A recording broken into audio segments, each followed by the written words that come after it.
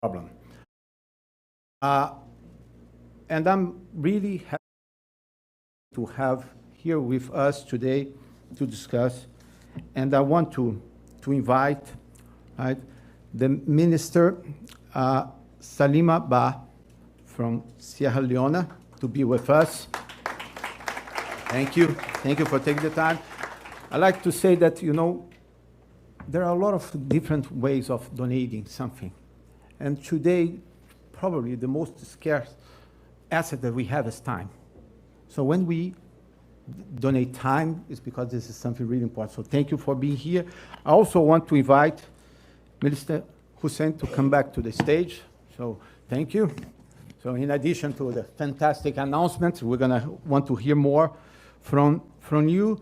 And also, Mrs. Jafar. I don't know if she's here. Yeah.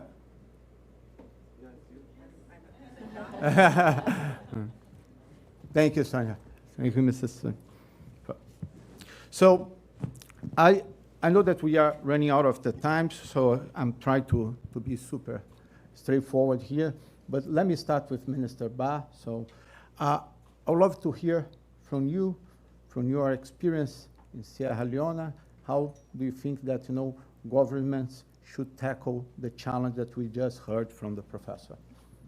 Thank you very much, and thank you for being part of this initiative. I would say I was part of actually initiating our GENU program in Sierra Leone in my previous job, so I'm grateful to still be engaged because I think it does amazing in terms of empowering our youth. But the conversation today talking about AI and the potential it has, especially I think with developing countries, I like to say it's the one thing that might either enable us to once and for all catch up and potentially leapfrog or developed countries, more developed countries, but it could also be the one thing that could further exacerbate the divide that we currently have. And that means, with that picture in mind, it just means that it puts into perspective how seriously we have to take this and ensuring that we have to prepare our youth to be able to not only participate but contribute to the development of this technology that's really going to change all of our lives, we believe. But then in order to be able to do that, I think there's just ground truths that I think everybody has to deal with. And to enable you to do that, first and foremost, you talk about infrastructure.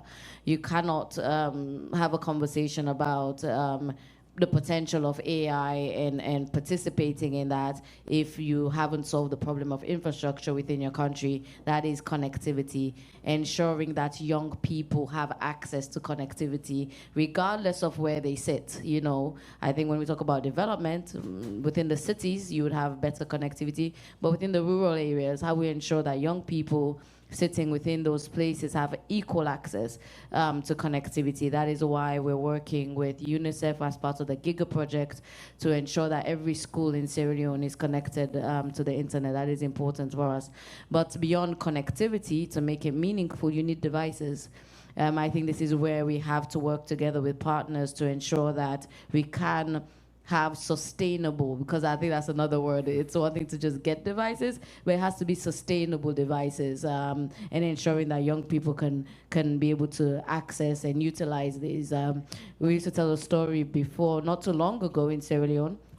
People would say, oh, I only touched the computer when I was in the university. You know, that is a scary thought. If you think about if that is a trend that is allowed to continue, that is a very scary thought of having adults go through life and only having access to a computer when they reach universities.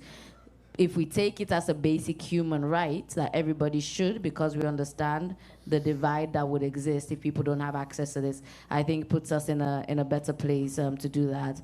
But then outside of infrastructure, you also have to talk about skilling and content. And I think I did an initial read of the report, the dog read.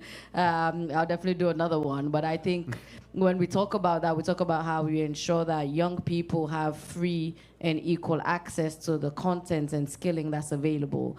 That is why, but but within that, I think we also have to deal with the realities. I think coming from a developing country, you talk about basic literacy, and then you talk about digital literacy. So at the foundational level, you have to sort out just basic literacy, right? So that's why as a government, we really double down investment into education. For example, the previous term of the government, we invested over 25% of our budget in education because we believe that is a foundation for everything. But then now in terms of digital literacy, what we've also done working with our private sector, we've zero-rated education websites. Any websites that is used for learning and learning content, we believe that students should be able to access that for free. So we worked with our telcos, our internet service providers to make sure that we have websites that were accessible for free. But then we're also working with other private partners, with UNICEF and other private partners, to ensure that we can do skilling at scale within the country. That was very important for us, and to be able to prepare these young people for these new digital age that they're going to be living in.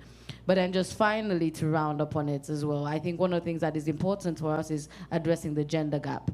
You know, I think I sit in a sector, I mean, within myself, being the minister, most times it's a very male-dominated sector in space. Most times I'm the only female in the room, even though they remind me, well, it's the most powerful voice. But still, I don't like the idea that most times I look across the table, I'm the only female sitting at that table. But then you look at why that exists, and I really think it starts from the school, from during the school when young women get to choose what stream they go into. We do that in the high schools. That's when they choose, and that kind of sets the trend of what career path they choose.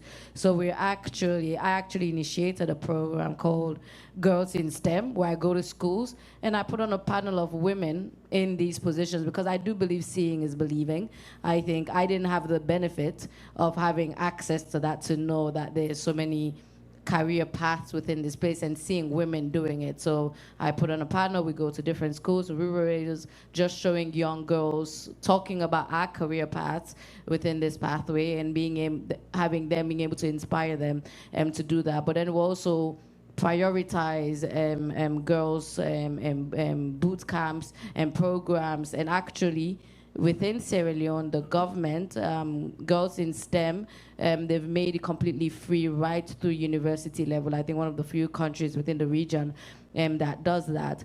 And then I did that round up, but finally, one thing we're really proud of is supporting young people that are doing work in this space. And some young people that we're proud of, actually, they're called Easy STEM. They actually went through our first generation unlimited boot camp, and I believe they even participated in the global challenge, and they've been able to develop this solution where they provide education content offline in the most underserved communities, and it's really amazing to see what they've done. And now they're layering this server that they built with AI to be able to do targeted learning and improvements. It's one people that we're really proud of, and it just shows that when you give young people opportunity, they would do amazing things to address the challenges that they face. But thank you. Fantastic. So thanks a lot for your insights and thoughts. So, Mr. Hussein, over to you. So please.